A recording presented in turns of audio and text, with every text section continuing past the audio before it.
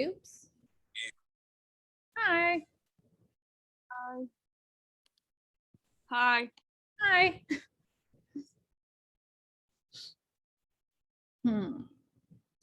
We are missing a few. Alyssa, James, no Jenny, LeBron, no Cece, Cade, Zane, no Randall. Cece, Jenny, Randall. Where might they be? We're going to mark them absent. And the first thing that I'm going to do is Ms. Darling asked us, and y'all have probably done this in several of your other classes over the last few weeks, but Ms. Darling asked us to send out or to watch with certain classes the performances that different music ensembles have been putting together recently. I watched last week's with my second period class, but they had a really hard time hearing it just through Zoom and everything. So what I'm going to do instead is just send you guys the links, and I would encourage you to watch them on your own. I especially think that the first link is really good. It's 11 o'clock. And like a pretty cool thing that this virtual choir has done. Actually, I said the first one was really cool, and it is, but I haven't actually watched the second one yet. But it's an Adele song, and I don't really like Adele. So I would encourage you to, at some point, watch those. I would show it to you, but I feel like it's just not going to work out, and y'all won't be able to hear it, and it won't be good. So I feel like I've done my part by sending you the links. Okay. Gosh, we need these other people in the room, really, but that's okay. I'm going to start sending you guys notes of what you need to work on. So I think everybody this week has something they need to work on for me. And before I let everyone else go, if there is anyone I'm letting go, I want to talk to you a little bit about the green light. I knew somebody'd show up. Here comes Randall. We fixed that attendance. I can see it in your eyes. Randall, the two links that I just put in the chat are for some music performances that Miss Darling wanted us to watch in class together. The last time I tried to do that, it just didn't work well. So I just gave you all those links, and you can watch them kind of on your own time. Oh, so they're not important? No. Okay. I mean, they're important. We made them. I don't see them. They're in the chat. I don't. I'm looking at the chat now. I don't see them. Oh, I bet you can't see the chat because you joined after I had already posted that. Yeah. Oh, that's a bummer. I mean, I can repost them in just a minute, but and right now I'm sending everybody links. No, I'm sending everybody little messages about what they need to be working on. I can see it in your eyes.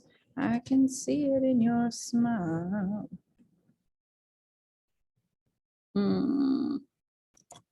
You're all I've ever wanted. My arms are open wide. Hey, Miss McClellan, that work from yesterday, I'm going to turn it in today. Okay.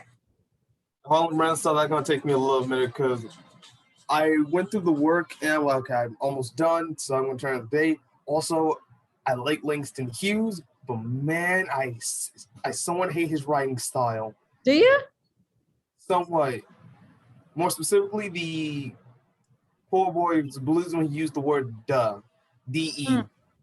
I don't like reading it because I'm like, is he trying to say the or duh? Yeah. Have you read other stuff with like really strong dialect in it before?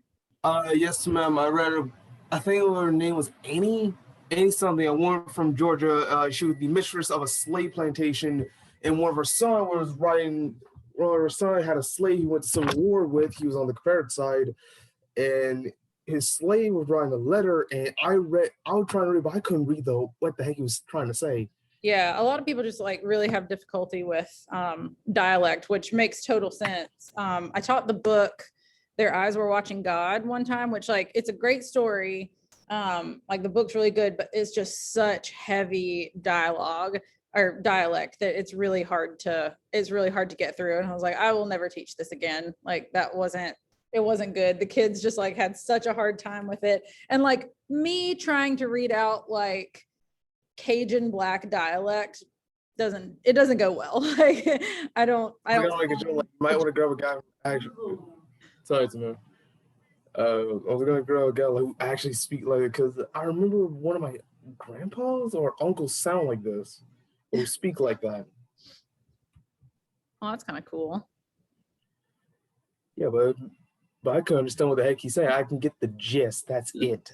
Yeah. I am going to repost those links since a couple people came in a little bit later.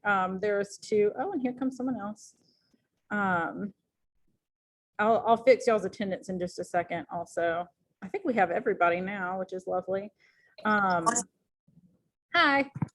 I had just mentioned to everybody, and those of you who came in a little bit later won't be able to see it because you joined after I typed this in the chat, but I'm going to post two links in here, and it's performances that different ensembles here have done in the last couple of weeks. And Miss Darling wanted us to watch it in fourth period. Last time I tried to watch it with my class, people just couldn't hear it. So I'd rather just give you the links and let you watch them at some point on your own. There's no assignment for those or anything. It's just that, cool to see what the different music ensembles are doing. I really like that first one with the virtual choir. It's very cool. I have not yet watched the second one. So I'm sending everybody texts, chats, whatever, about what you are missing and what you can work on today. I think everybody has something they can work on. But before I turn my mic off and let you guys kind of work independently, we had to leave yesterday. Like I'm glad we got as far as we did, but we had to leave right after this paragraph where they introduced what is probably the biggest symbol in all of The Great Gatsby. And I mean, I hear people make references to this just in like casual conversation and in like pop culture and stuff when they talk about the green light. And we know that Gatsby bought the house across the Long Island Sound, across the water from Daisy intentionally. He knew where she lived and he bought the house across from her. And the first time we see him, he's like reaching out towards the green light, and Nick doesn't bother him because he seemed wrapped up in it and seemed really personal. He was like trembling at the time.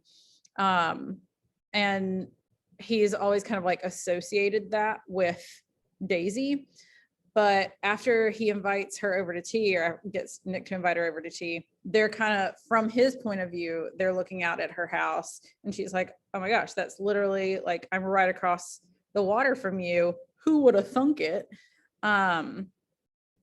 And he said, if it wasn't for the mist, we could see your home across the bay. You always have a green light that burns all night on the end of your dock. And then this paragraph was where we left off, but I'm going to reread it and just talk about this for a quick minute.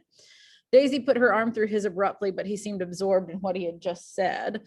Possibly it had occurred to him that the colossal significance of that light had now vanished forever. Compared to the great distance that had separated him from Daisy, it had seemed very near to her, almost touching her.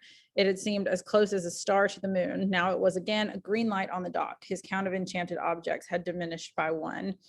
So once he actually has her there in front of him, he can kind of get rid of the symbolism of the green light. All these years, or however long he's been, presumably he's lived there for like 2 years, because he said it took him 3 years to put together the money. So presumably for 2 years, he's been just like staring out at this dock. And honestly, like all these parties that he has thrown all this time were really just in hopes that she would show up to one of them, because nobody has ever invited except for Nick. People just show up, and he was hoping, they live so close, maybe one of these days Daisy would come. And Jordan Baker tells us that, or tells Nick that, because she's like, he waited all that time to like hear something about Daisy, or like meet someone who knew Daisy, and I was the first one, which is why he took me aside.